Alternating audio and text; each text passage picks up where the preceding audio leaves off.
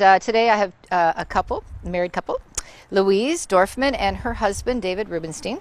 And they practice and help couples enrich their sex lives after the kids have been raised and out of the house, and things can get kind of sparky and sexy again. So just give me an overview on what you guys do when couples are coming to you and they get more creative when the kids are gone. Let's say they can start playing around in the house a little bit more, use other things in the house other than eating at the kitchen table. You use the kitchen table maybe for sex. Like, just tell me how you can get more creative with guiding couples into their sexy again after the kids have been gone.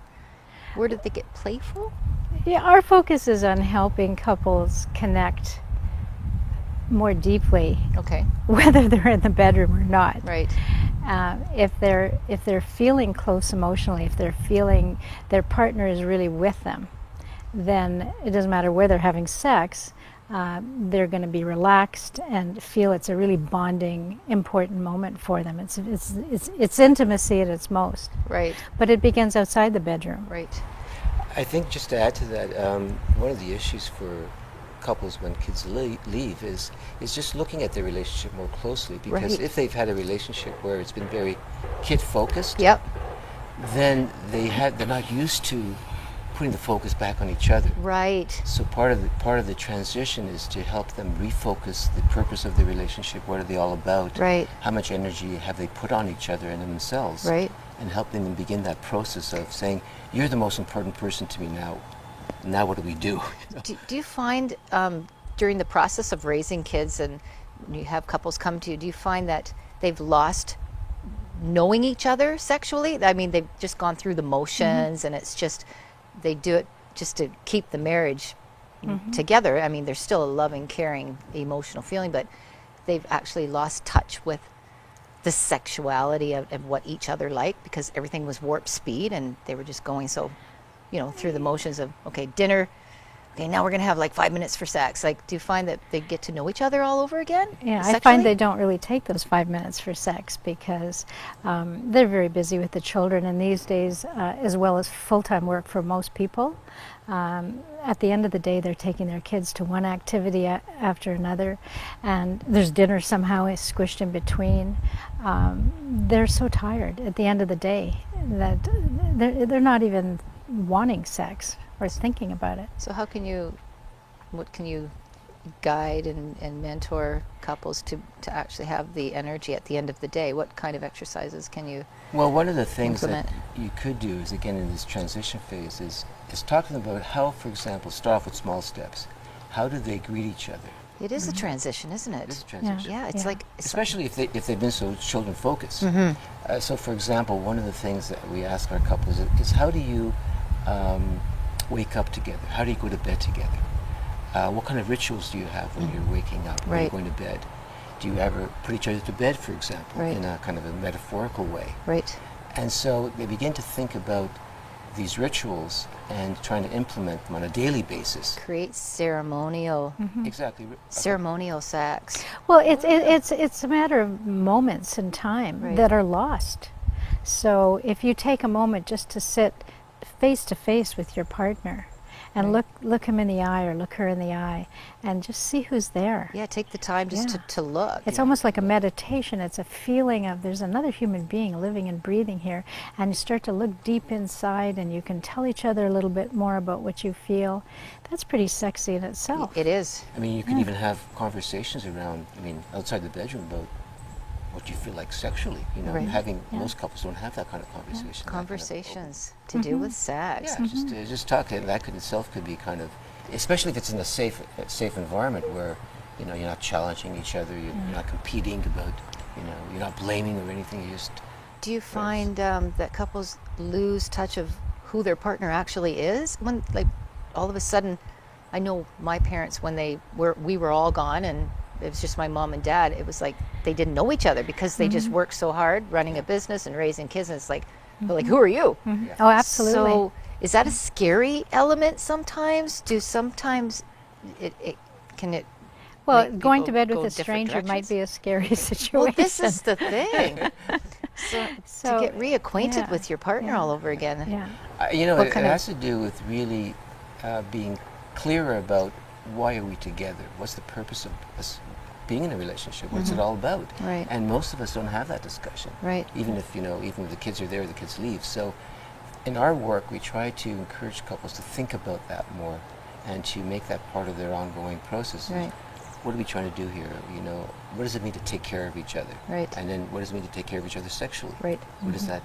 What do you like? I mean, sometimes they don't even know what they like. Well, the body shifts. The sexual energy body in your body shifts.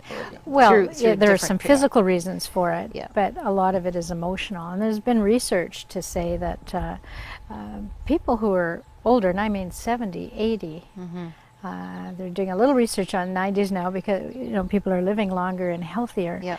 They're finding that their sexual energy has not been lost at all. In fact, they may feel that they feel more sexual than they did when they were younger because they're freer and they're taking better care of their bodies and their health. I think your energy, well, particularly with women, it increases when you get older. Except for menopause. And we have to look at that. But that's just a phase. So if you can get over that. And yes. so when couples are in that transition, how patient should the male be in that transition? What are some things to, help her get into her sensitive, sexy self? He's wanting to engage sexually, and she doesn't want to because the hormones are all wacko. So what kind of exercises can you bring into the relationship and help the man understand that this is what you need to do with the female body now for this period of time, and just so that she can get Well, they have to reacquainted? figure it out together because every woman is different. But for those women who become very dry, they're going to have to ask friends, look online, find ways of how do I lubricate myself? Right. Because if you're hurting, you're not going to enjoy Exactly. the sexual activity. However, it would take a very sensitive man to have sex with you to get you past that moment. Right. Because once you get past that moment, then you start to feel who you really are. You really feel yourself. So that man is the man you want to have prior to that, who's sensitive, who's aware. You might not be feeling quite the same way. And maybe part of the process is again, we talked about earlier, but talking about things. Yeah. Is talking to each other, maybe teaching each other, helping each other understand what happens inside both physically and emotionally. Right. So that you're both more aware of each other. Communication's the Take bridge, the isn't time. it? It has to do with communication, but it has to do with a commitment to taking care of each other. Right. That we're there, not there just to get off, so to speak. We're Exactly. there to really understand each other at a deeper level. Right. I like this ritual. I like the word that you use because I believe in the Eastern philosophies of creating, sexuality in an intimate, ritualized.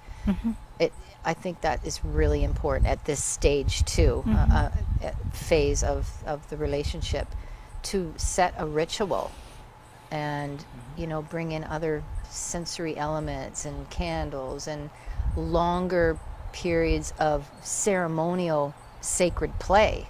I think that's highly important. It could be helpful. I mean, anything is possible if you're both feeling on the same track. Yeah, you have to be on the same Yeah, path. and our focus is really to help people get that sense of purpose. Right. So sex is just another way that they're expressing their affection and their love for Yeah. each other. But the intimacy is really highly important. Like just holding someone's hand. Yeah. Yes. The Yes. eye gazing, like you mentioned, just Eye look and gazing. reacquaint yourself with your partner's face and the contours of the Exactly, shoulder. yeah. And that's like intimate. I mean, one of the exercises we do, as you're talking, reminds me of is we have partners look at each other. Right. And then we have one of the partners look at the other person's face and say, what do you see in the face? Where are the areas of stress, for example? Is it in the Right. mouth? Is it around the... Now do something to change that face. Right. So they have an experience of it by touching. They may touch and then suddenly they see the face lighten Yeah, up they Wow. can see it soften. or softens. Or Yeah. Wow. So getting to know that you have the power to influence your partner in a way that's very subtle but Yeah. very powerful, Yeah. very deep, and getting to feel you can do that Well, is part of the process of... I mean, touch is so nourishing. Yeah.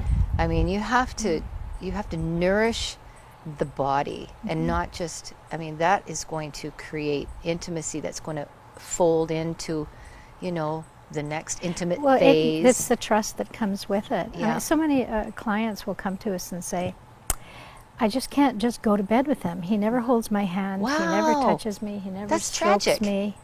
It's tragic, but it happens a lot. And once Why that does that habit, happen? it's a good question. Well, it has to do What with... gets lost? Well, it's not so much some things get lost, but it also has to do with what's called in psychology attachment styles. So some people are more, in their attachment style, they're more clingy. Other ones are more kind of withdrawn, and they're just, not because there's anything wrong with them, Right. it's just the way they've learned how to adapt themselves to life. So they're more, instead of, they just, you know, they could be very loving, Yeah. but they're more held back. Right. And so it's getting to know where your partner comes from and who they are. You have to add those rich ingredients back into the Well, relationship. to do it in a safe way. Yeah. So that if your partner, for example, tends to be more withdrawn than you, Right. you don't want to hit him over the head for it. You No. want to sort of find a way. How do you Gently, bring him back? gently bring them back. Yeah. You know what, you guys, there's a lot to talk about with this topic. I love your work. I think it's fantastic. I mean, it's a place where I thought maybe my mother and father should have had when I was growing up. We all should have All had our that. mothers and fathers. Yeah, should and you have guys, done I think it's great work. And it was nice having you on the show. And just keep on doing what you need to do to keep people together. It's awesome. that. Thank you so much.